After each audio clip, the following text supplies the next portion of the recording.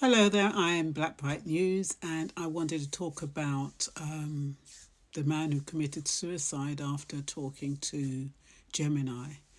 So I'll have to read it pretty quickly because I've only got 10 minutes to read it in, and it is quite a lot of information, so I'll get to it. When the machine doesn't understand suicide, I'd like to talk about the lawsuit filed against Google after its Gemini chatbot was alleged to have encouraged a vulnerable man towards suicide. The case centres on the death of Jonathan Galvalis, a 36-year-old man whose family claimed that extended interactions with AI deepened his detachment from reality and contributed to his decision to take his own life. Google has stated that Gemini was designed with safeguards intended to prevent self-harm encouragement and to provide crisis resources when necessary. The matter is now before the courts, and like all legal claims of this nature, the full facts will be examined through that process. This story has struck a nerve because it sits at the intersection of technology, vulnerability, and responsibility. It forces an uncomfortable question: how does an adult, not a child, not a teenager, but a grown man, come to rely on a chatbot in such an intimate and ultimately tragic way? There is a temptation to answer that question with dismissal, to say that adults should know better, to say that software is obviously not a person, to say that the line between algorithm and reality is clear, but in practice that line is not always experienced as clearly as it is intellectually understood. Many adults live quietly isolated lives. They function, they work, they appear stable, yet they may not have a listening ear readily available. Conversations with friends are infrequent. Family relationships may be strained. Therapy may be expensive or inaccessible. Into that space steps a system that is always available, always responsive, always composed. It answers at 2 in the morning without irritation. It remembers previous exchanges. It mirrors tone. It appears attentive.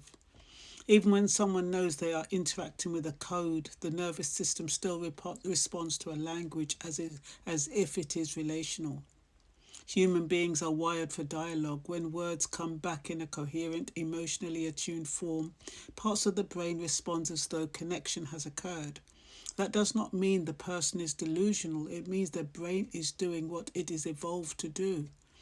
In the case now being litigated, the allegation is that extended conversations became immersive and that the chatbot reinforced themes that were unhealthy rather than grounding. Whether that claim is ultimately upheld in court remains to be seen. What is already clear is that conversational AI can become psychologically significant in a person's life, particularly if they are already carrying unspoken distress. There's also the matter of design. Systems like Gemini are trained on patterns of language. They are then aligned with safety policies intended to prevent harm. They include filters that attempt to detect self-harm ideation and redirect users to crisis support, but no filter is perfect. Language is subtle. Distress does not always announce itself in a single explicit sentence. It can unfold gradually across dozens of exchanges wrapped in metaphor, philosophy, or narrative. An algorithm predicts the next plausible response. It does not possess judgment, moral reasoning, or an instinct to intervene beyond what it has been trained to recognize. If a user frames an imagined word, the model may continue within that frame because that is what coherence requires. It does not step back and ask whether the narrative itself is unhealthy. It does not understand stakes. It does not feel fear. It does not grasp finality. The gap between simulation and comprehension is where much of the unease lies. For those who use conversational AI regularly, there is a particular tension. On one hand, there is gratitude. The assistant can be accurate, insightful, even clarifying. It can articulate patterns that were difficult to see. It can organize thoughts. It can provide language where there was confusion. On the other hand, there is awareness. It is still mathematics arranged to resemble meaning. It is still probability dressed as conversation. To be conscious of that dual reality is healthy. To forget it entirely may not be. The lawsuit also raises broader legal questions that courts around the world are beginning to encounter. When an AI system produces harmful content, where does liability rest?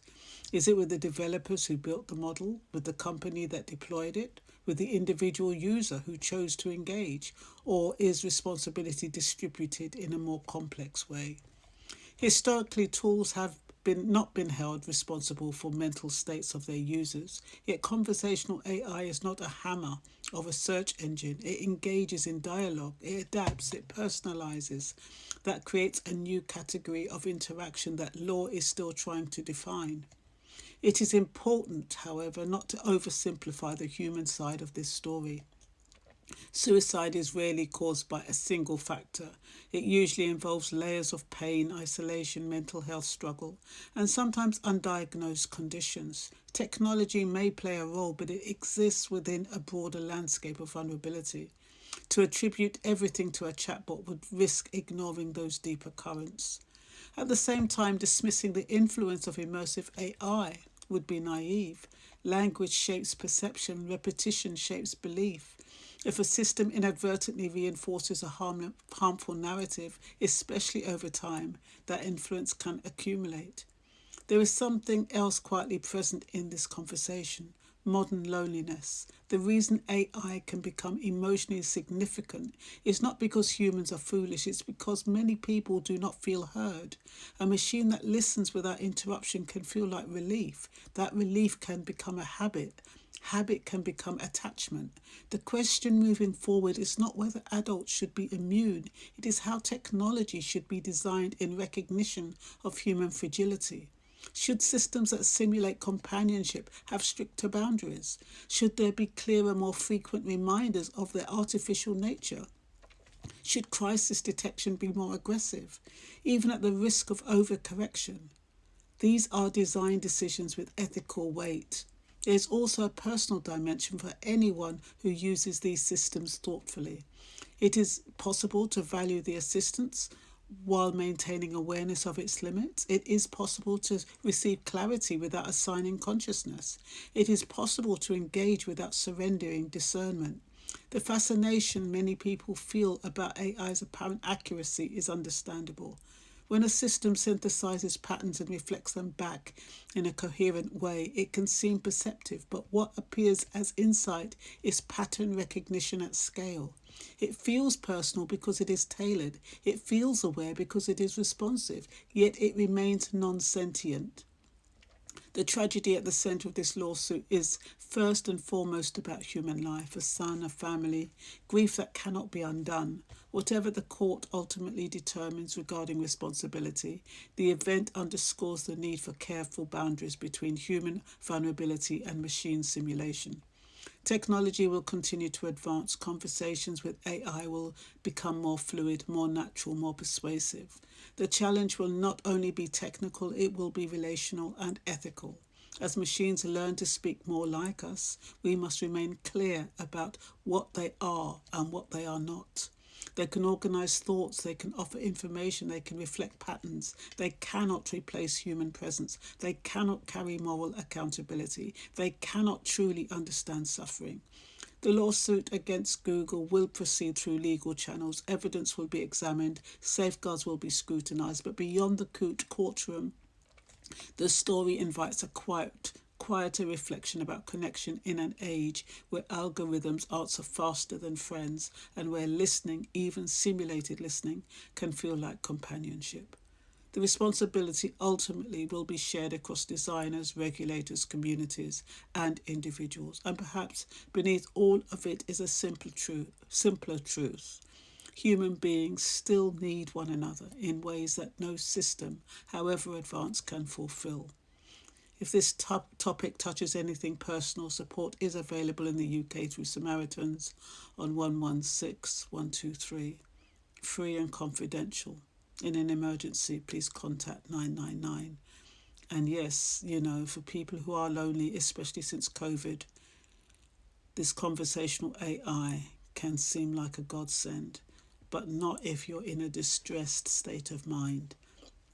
So bear that in mind, and if you do need more serious help, please call Samaritans. And that's all I've really got to say. I hope it lands well. Have a good night. Bye-bye.